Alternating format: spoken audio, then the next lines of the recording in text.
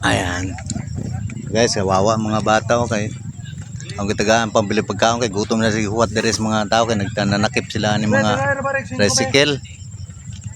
Unsay tawag diri boy? Lugar ha? Humay-humay? Ha? Ha?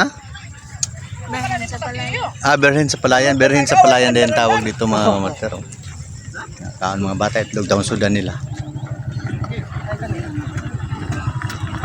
Na yun ang Berhen ng Palayan. So daghan kay mga tao diri nga sigado ani Bernes Santo no. Ana sila. So kuha na to ni video usen na to taas kayo. Isum na to. Wala ko karon first time lang ako nakaabot ng lugar mo kadag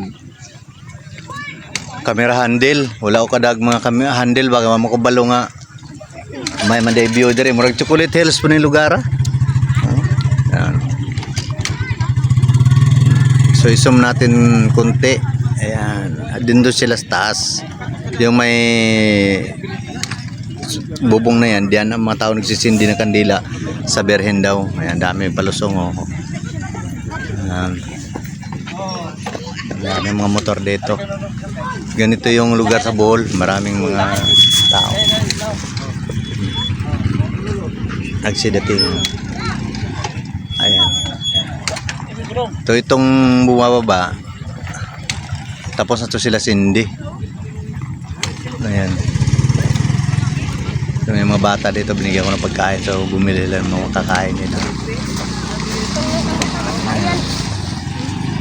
So, ang biyanan ko dito at akong uncle nandoon sa taas. Umakyat sila. Ayun o, kitang-kita na sila. Nakapula o. So ako hindi pwede pumunta doon dahil hindi tayo magkaparehas ng panampalataya. So ako naniwala ko na ano to nila, panata nila itong mga ganitong gawain dito sa Bohol. Ito to sa Ubay, sakop sa Ubay. So dami dito mga Katolik na nagpapanata. Ayan. So yun lang guys.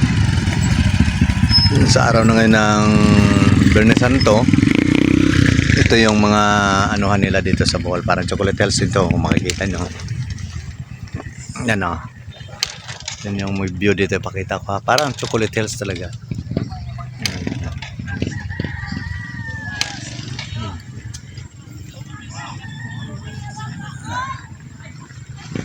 Yun lang.